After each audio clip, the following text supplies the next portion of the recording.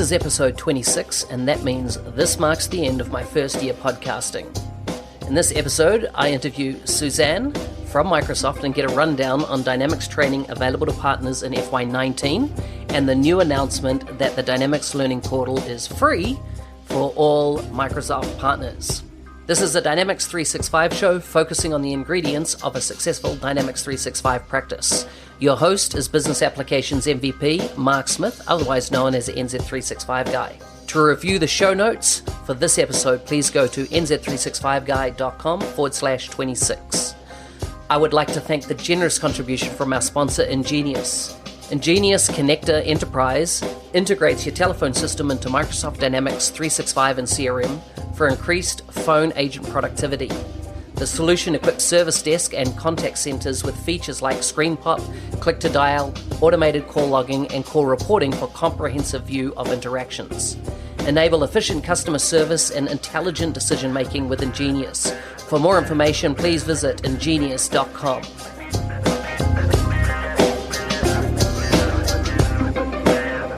Hi everyone, I'm here with Suzanne Putt, and in this episode we're going to be looking at Dynamics training available for partners in FY19.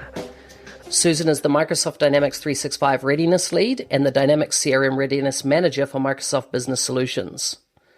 Susan is an innovative leader with over 15 years of experience in the development and management of global learning programs for 2 Fortune 500 companies. She currently leads the business applications and vertical readiness programs for Microsoft Worldwide Business Applications Group, as well as the Dynamics training and instructional design community. Susan builds technical training programs for account managers, sales, pre-sales, developers, application consultants, solution architects, and technology consultants, and leads course development methodology, partner training programs, and determines course offerings. Hi, Susan, and thanks for coming on the show. Hi, Mark. Thank you so much for having me. Excellent. It's good to catch up with you on the podcast. Been wanting to do this for some time, and it was good seeing you in person last week at the Business Applications Summit. How did you find it? It was an exciting time. It's been an unbelievable year, and so it's an exciting way to kick off the FY19 fiscal year. So very happy to see you and happy to do this. Excellent. So tell me a bit about your career journey. How did you come to be working at Microsoft and actually in this role that you're currently doing? I think it was very purposeful. I wanted to work for a software company, and I thought I should work for a software company where I really love the products. And also I wanted to work with people that really strive for excellence. So when I thought about what products do I actually use, the majority were Microsoft. So, and I live in Washington State, so that's the corporate headquarters. And I've been really impressed with all of the colleagues and all of the Dynamics trainers that I get an opportunity to work with. They do really strive for excellence. All right. So what's your day-to-day role look like? What are you generally doing? So I love what I do right now because of the way that I have the opportunity to actually spend my time. So a day might look like meeting with our Dynamics trainers. So I lead the Dynamics trainer community. So there's really these partners, teaching partners with real life stories and their best practices. But then I might also meet with MIA, so Middle East and Africa, or maybe Western Europe, with partner channel marketing managers. And we talk about what are their training needs, and I help match them with the right, e-learning courses or instructor-led courses to build the capability based on the capacity needs that they're trying to achieve. And then I might lead a cross-group collaboration meeting for, all field and partner roles. So we really talk about all sales roles, all post-sales roles, any training needs that they might have. I might work with the partner marketing group, PMG, talking about sales plays and student environments. Or I might meet with R&D engineering and then talk about the new releases and kind of when are the bits going to be available so we can build those great labs, interactive learning activities. And then I might wrap up my day with a similar conversation with Asia Pacific, APAC, with the partner channel marketing managers there. Mm-hmm. So your role is truly worldwide then? Yes, definitely. Wow. So when you're not doing Microsoft business, what do you spend your free time on? Well, in the winter, I love to ski. In the summer, I love to hike. So with my kids or family, friends. I also watch a lot of lacrosse and football games because I have teenagers. I keep score, official score for lacrosse. But I love spending time just listening to my fiance play the guitar, and I get inspired and do art. So with acrylics, I'm very visual. So I'm a visual learner. So I think art really, it just gives an opportunity to take kind of a complex idea and then communicate, in a simple way, kind of beyond language. And it really, you can tell a story with art. So I love to see art through other people's eyes. And it's really that magic of the way that people can see different things. So if you look at my art, it usually has some technology, but maybe some nature in it. So it's really, for me, it kind of helps me remember to have balance. Right. So do you see any crossover between what your work life and the art that you do? Do you see any crossover? I think so, because I think it's trying to communicate a message. In fact, I was just talking about the butterfly effect with our dynamics trainers and how they go out and they do these community events and Dynamics 365 Saturdays and user events and things like that. But I had some butterfly art that I had done that kind of, just communicated that message, because it's hard to see that, right? It's hard to think about the bigger impact that our trainers have, but kind of through the art, I was feeling like I communicated some kind of message. That's really cool. I like it when when life is kind of one thing rather than a separation totally of work and business or life and play and things like that. Absolutely. Very cool. So tell me a bit about, let's have a look at learning resources. Can you tell me about the learning resources you're currently responsible for at Microsoft? Sure. So it's definitely a collaborative effort at Microsoft across product marketing, engineering, one commercial partner group, the CSS team, so customer service and support. So I just ensure that we have this base camp of learning resources for field and partners. And it could be learning paths, topic pages, certifications, prep guides, e-learning courses, could be videos. There's also virtual and in-person instructor-led workshops, and then new release readiness. So that's a lot of resources there, and I bet you a lot of people didn't realize there was such a gamut of them. What takes most of your time, or what's your main? Is there anything that kind of sticks out that is topical at the moment in those areas? Well, I think since some of those are just different modalities for people who learn different ways, right? So some people can self-serve and they can pull the content they need. And some people really need some structure, a classroom time to go through labs and things like that. So for me, I want to make sure that we always have the self-serve, because that can really create the basis for providing these other modalities. Even Blitz is kind of a different modality, right? You're watching something and you're just asking questions. So every modality is helpful, I think, for different types of people. So true. So you look after blitzes as well, is that right? Right, for the new Excellent. releases. Yep. Okay. So how many courses do you currently have in your remit or on offer at Microsoft? I think for e-learning courses, we probably have around 150, but they're multi-hour, so they have lessons in them. So you don't necessarily have to take everything if you only need a lesson. So I'm sure we have a lot more lessons than that. Yeah. Okay. And how often is content then updated, or how often is new courses coming out? So Dynamics 365 in general has major product releases twice a year. So there's continuous updating of the learning content. So the October 2018 release notes, those are already available. So great job to Ramona and the engineering team. Those release notes detail hundreds of new capabilities and features across Dynamics 365 applications and the Power Platform. But it's also, some of the apps, as far as being a SaaS model, there may be updates that are more frequent. So we try to have the learning resources be up to date with the product. Right. And so what about, there'll be various people on the call that are familiar with the Dynamics Learning Portal. How often would new content be published up there, for example?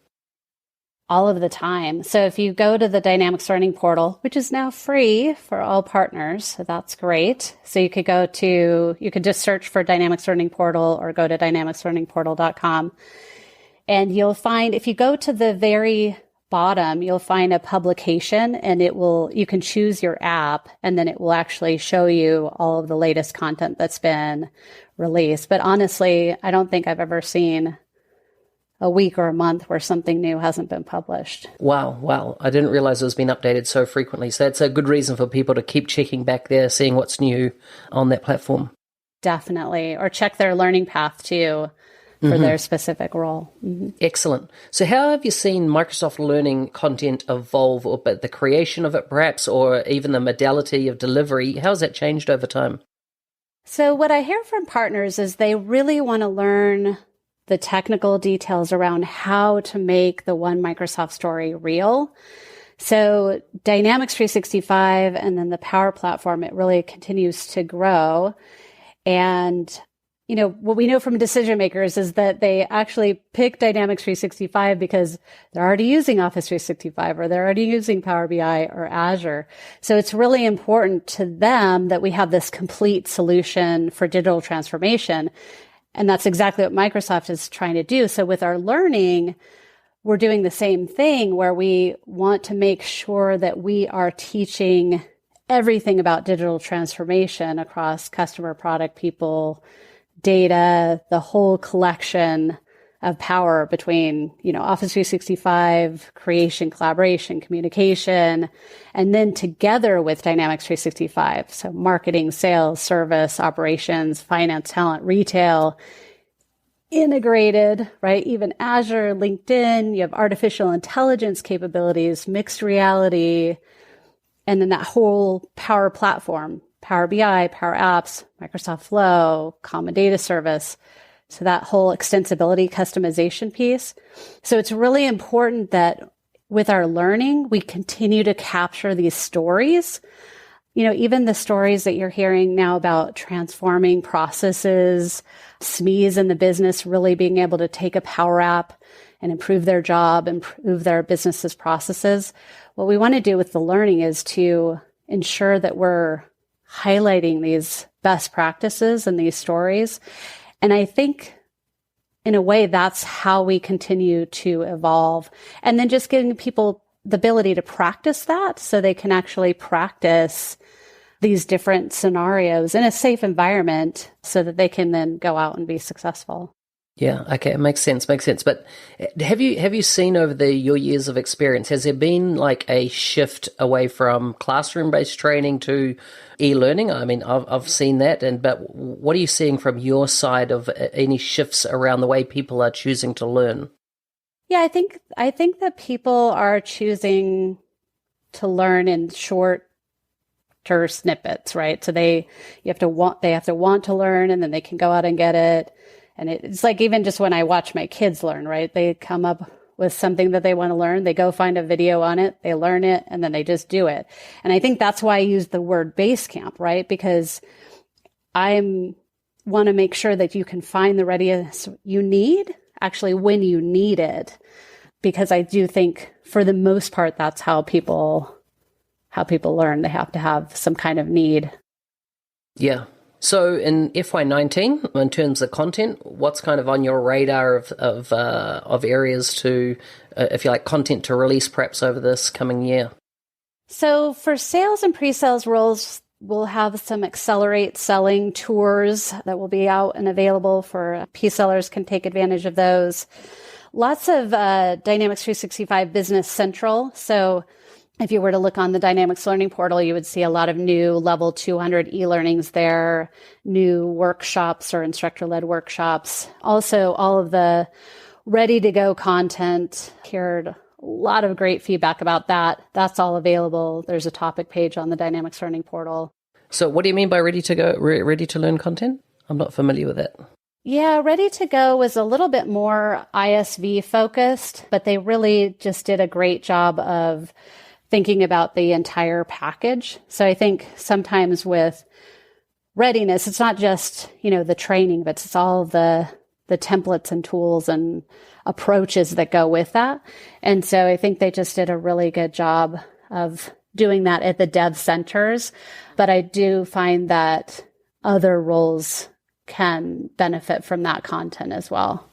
Yeah. And then the marketing, there's a new exam for marketing. So if you were to go out to Microsoft.com and just search for marketing exam or MB2 719, don't click on the shop, but if you click on explore, you'll see that new marketing exam is there.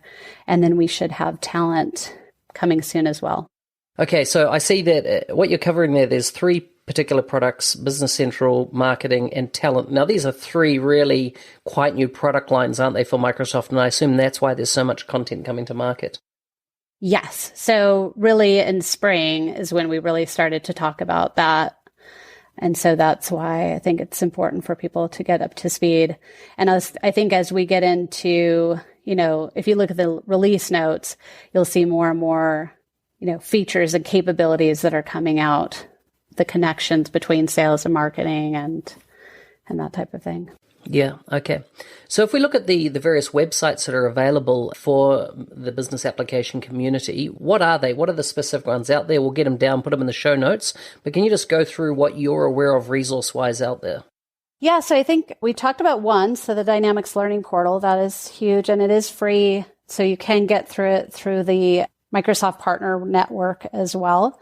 And also docs.microsoft.com is another great place to go as well. So all of your documentation needs are there. And I think, sometimes when people say they have a training or readiness need, really the answer is probably in those documentation.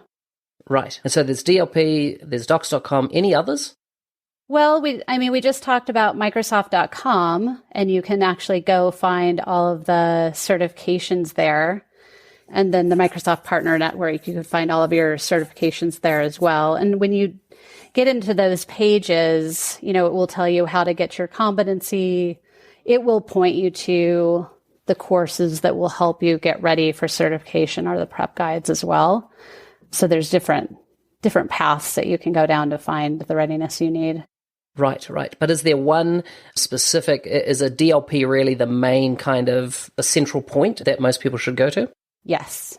Okay.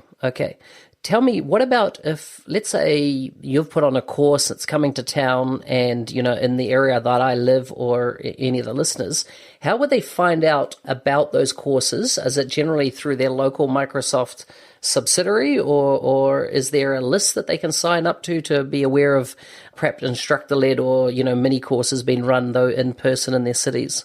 Sure. So on the Dynamics Learning Portal, there's a tab called Workshops, and you can click on a workshop. It gives you the description. And then there's 2 buttons. There's either Invite Me or Register Me. So if you click on Register Me, it will show you all of the cities, or if it's virtual, what's being offered on what dates. So you can click on that. But if you wanted to, you could click on Invite Me. So Invite Me means I'm interested in the course. Please let me know what dates it's coming up on. You can also find content on events.microsoft.com as well. So that would be another avenue. Mm-hmm. Okay, I wasn't aware of that one. So that's links.microsoft.com. Events.microsoft.com. Events. Mm-hmm. Yes, excellent. Out of all the feedback you're getting from the community, what are you commonly getting requested more of? As in, what type of training is the community or worldwide, or even coming from within inside Microsoft, do you see an increasing demand for? I think mainly it's that integration piece, right? How to tell the Microsoft story, or how to actually, light it up. How do I actually implement it?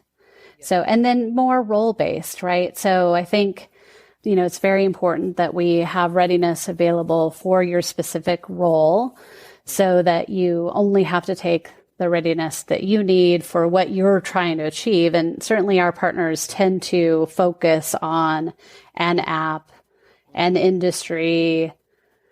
And so we want to make sure that they can build in Dynamics Learning Portal, there's a My Learning Path, so they can actually build a learning path that's for them.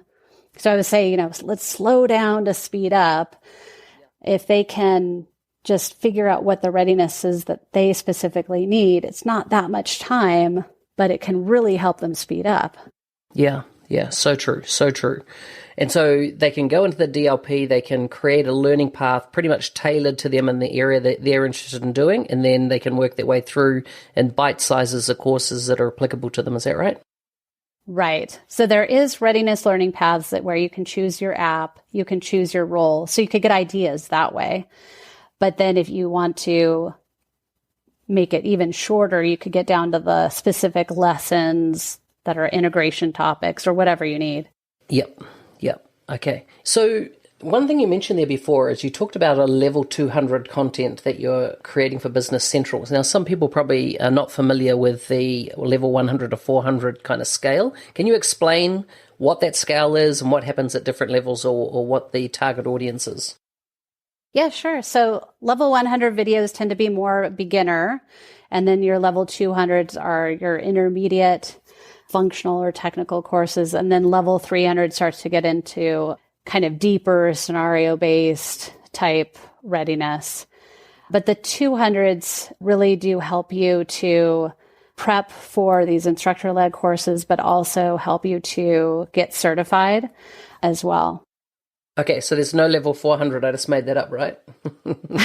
Well, there is level 400. I think the key piece is the fact that you're actually sequentially ordering your learning to build on each other. I think it's not always great to spend too much time thinking about exactly what level you're at, but it's more like, what do I need to do for my next step in my own learning to achieve what it is that I'm trying to achieve? Yeah, okay, that makes sense. So that leads me into course creation process. Can you describe the process behind developing course content? Sure. So I think, job task analysis is kind of our first step, where we're just trying to understand at the partners. I talked about roles, right? So understanding for a specific role, what exactly does it take to be successful? What does great look like? And then from there, that's really where we can create kind of a blueprint or a design for what readiness that role actually needs. And then there's the development, and then we would do the implementation. And then in the Dynamics Learning Portal, if you were to click on a course, on the far right, it says evaluation. And in the evaluation, that's where you have a chance then to say whether it met your needs or not, or whether you wished it had something else. There's also a star rating, 5-star rating, where you can rate each course as well. So it's really that kind of feedback loop that's the key, I think, for the course content development, is actually, improving the courses for what people are looking for. The other thing that we can do too is we can see what you're searching for, and then that kind of gives us an idea of what people are wanting to learn. Yeah. So one of the comments that I've heard in the community is around, let's say back in Serum 2011 days, there was a lot of instructor-led training content. What's been the driver to move away from that kind of, where there was full Microsoft official courseware, they were written out in detail, if you like, but we've kind of moved away since 2011, 2013 from that. What's kind of been the impetus behind that move? Right. I don't think we want to move away from the concept, right? I think that the concept is excellent. People still, learn different ways, different modalities. I have a piece of paper over here. I'm taking notes. That's just kind of my style, right? But we also have to marry that with a product that is changing quite often. So we need to be sure to have a way that we can keep content continuously up to date and matching the product. Because it's also very frustrating to people if they feel like content is old, immediately taking the training, even if it's, even if it's actually, maybe it's not old, but like a screenshot is old or something like that, just immediately not going to take it. So I think the challenge with printing a book is the fact that that book becomes out of date just while I'm printing it. Exactly. Immediately, right? Right, immediately. But the concept is still great, right? I definitely don't think we want to get away from the concept of instructor-led training, because I'm the type of person, I love to have an instructor and a structured way to do labs and Yeah. And I'm a visual learner, right? So I need to look at pictures and screenshots and all of that. Yeah. Yeah. Yeah. I know back in the day in running my own business, and when it was all driven just through mock as a way of training, and so therefore the courses, could be 2, 3, 5 days in length, and it was a massive opportunity cost to the employer to send their actual billable staff on that type of training. So I think, e-learning's been a major step forward. Yes, I think that's why a lot of people like the virtual instructor-led training as well, because they don't necessarily have to travel, and so they can still get some work done, but they can actually have some time to focus on the training as well. So it works, for different people. So tell me about virtual instructor-led training. How does that model run? Is it, actually, I'm not that familiar with it. So the virtual instructor-led training is, similar to what we're doing now. So you hear the instructor, but you can actually ask questions out loud. You can show your screen if you want to, if you're working in a lab or something like that. So we're just trying to virtually create exactly the same experience that you would have in the classroom, except for it's over Skype and you didn't have to travel, but you still have complete access to the instructor. Okay. And do you get actual access to the instructor after the course? I know with some university programs, you can do those type of sessions, and then you've got like a 3-month window post the course that you can kind of, as you're working through labs or whatever, ask questions and stuff. Do you provide that type of solution as well? We have at times created cohorts, and I think there's a huge benefit in that, even just from the student perspective, because they create a lot of synergies just learning from each other. It's not quite as easy to do worldwide, so we haven't done maybe as much of that as we could. And I take it that those courses can also be found on DLP and with what times they're running, etc. Correct. So when you click register me, you'll either have the choice of a virtual, which will give you the time frame. So it's like 7 a.m. to 10 a.m. Pacific Standard Time as an example, or you'll see an instructor-led training with the city, country, location. Yeah, okay, that makes sense. So tell me, what do you see as changes happening, if you could look into a crystal ball and look at education, not necessarily just in the DL or dynamics area, but more broader, what do you see the changes happening with training? What advances, do you see going forward? Well, I think the advances are just smaller chunks of readiness at the time that you need. And then as much as we can make them, interactive, so they're memorable, whether that be, kind of a threaded scenario where you can play out how a decision would have an impact, right? Either good or bad, kind of like a choose your own adventure story, or multiple choice if you're trying to remember things. So I think that a lot of these techniques, they've existed for years. It's just a matter of actually using the technology to advance the learning forward. Yeah. So just on the benefits of training and learning, what do you see they are? And do you see that the responsibility for ongoing education is at an individual level or a corporate level? Who should really be taking responsibility for themselves, or should it be their companies for developing their education? Well, I think it's both. I think the individual definitely has to have some internal intrinsic motivation to take the training, but you definitely need a coach that's going to be supportive of you, because I might be able to teach you to do something, but if your coach says, "Oh, don't do it that way," then you're not going to do it. Or if you don't have the incentive to do it, then it's maybe not going to matter. I definitely see a return on investment by getting ready. So there's so many benefits to slowing down to speed up, and that you can really make the community more successful by getting ready. Yeah, okay, makes sense. If people want to get on the Dynamics Learning Portal, let's say they're newcomers to Dynamics, they want to get up to speed, how do they get registered? What's the eligibility criteria for access? Right. So right now, Dynamics Learning Portal is free. Yay.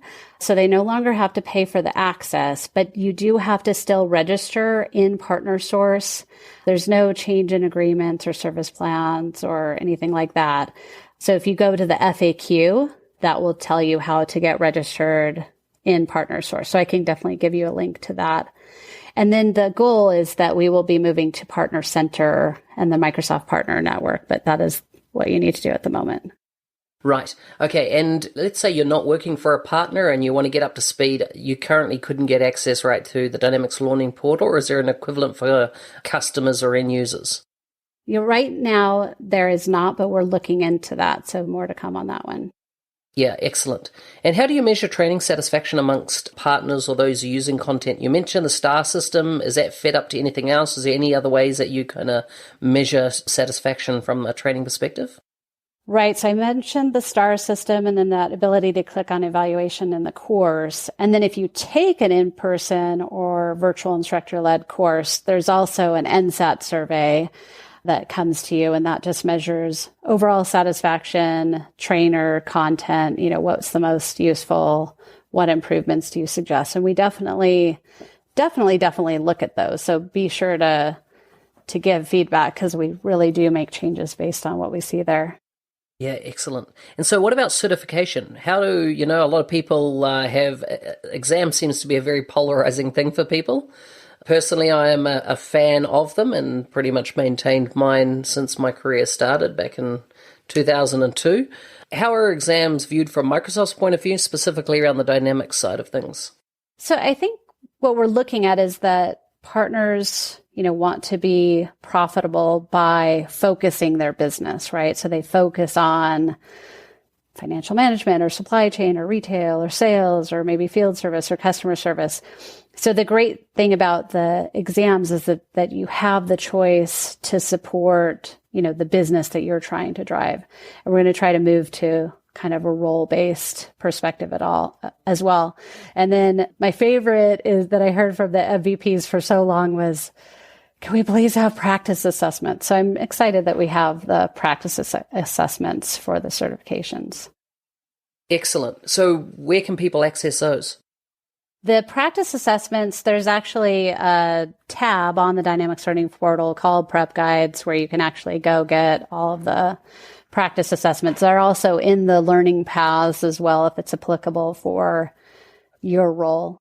Okay. So without going into details, do you see any new exams potentially coming to market in FY19 in the Dynamics space? Well, we just launched the marketing one, and then you'll see talent soon as well. Talent will be the next one. Excellent. Correct, excellent. Yes. What about professional certifications? Do you see that, under your remit, is it purely around a technology certification, or do you plan to kind of look at testing, more specific, like testing architects or let's say testing developers, or, so that covers skills broader than just do they know how to use the Microsoft platform? Right. So from a Microsoft perspective, I'm not as familiar. There may be professional certifications out there, but yes, I think that would be the goal. As we can move more and more into role-based, then the professional aspects come into play. So if you think of, how we do pre-sales courses, right? They're actually practicing customizing a demo and presenting back. So you have all of the skills that are involved in that role instead of just the customizing piece, right? But the actual, how would I actually message it and talk about it and show it to a specific BDM in a specific industry? Mm-hmm, mm-hmm. Well, I thought I knew a lot about training, but I've actually learned quite a bit from you on this. This is great, as in resources I weren't aware of, so very good. Thank you for that. Listen, is there anything you want to add before we move on to some quick fire questions? No, this has been great. Great. Okay, so tell me, what books, blogs, and podcasts do you read or recommend? Well, NZ365 guy, of course. Oh, come on. No, I mean, now you're on it. Honestly, I'm really lucky to have the opportunity to work with our Dynamics trainers. And so I think when the partners are teaching other partners and they're using those real life stories and best practices, to me, that's the most meaningful. So I just, as much as I can listen to any podcast that an MVP puts out there, CRM Audio or, the MVP Mondays, right? I think that's super helpful. Awesome. What's your favorite app and why? I would say, honestly, I'm a huge OneNote person. So I'm always on my OneNote on my phone, taking lots of notes or just thinking of all the things I need to do. And then even Outlook on my phone as well. I get a lot of email, and for some reason, I just enjoy reading it on my app more than I do on my computer. And then I'd say maybe I like the TED Talks app as well. I think that's just a quick little learnings. They're only 17 minutes in length, and I can just kind of change my thinking a little bit and learn something new, which I always enjoy. So true. You never find a time when you don't get great content coming through TED. Do you have any daily rituals that set you kind of like on the right path for the day? Well, I love to run or jog outside in the mornings, and I think the fresh air gives me a new perspective on the day, and anything that kind of takes if it takes brain power, I try to knock it out in the morning because I'm a huge morning person. So if you're a morning person, you like to brainstorm, give me a call, or maybe if you're in the right time zone where it's morning for me, it's a really good time for me is the morning.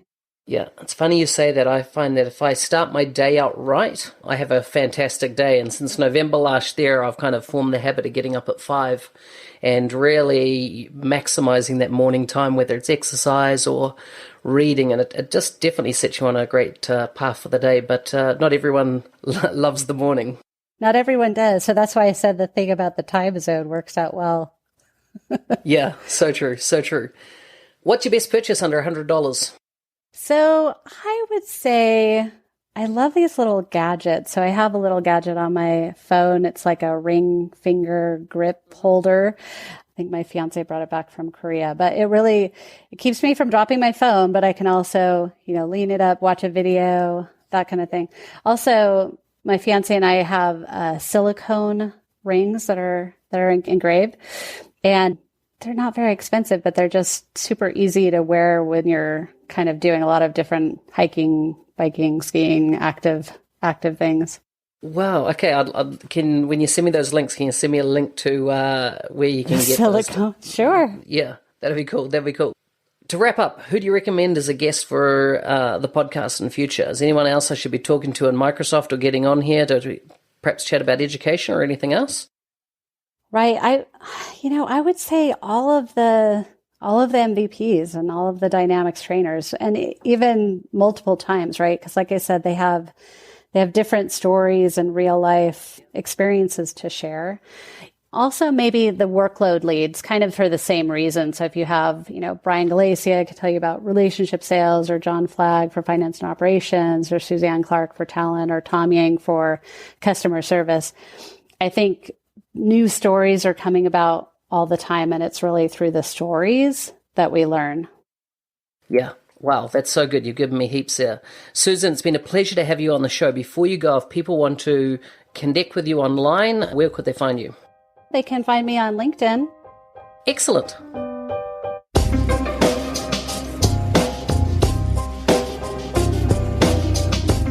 You've been listening to the Dynamics 365 show. Please consider subscribing to the feed on any great podcast player. Your host was Business Applications MVP Mark Smith, otherwise known as the NZ365 Guy. For show notes or discuss anything covered on this show, please go to nz365guy.com/26. Look forward to hearing from you soon.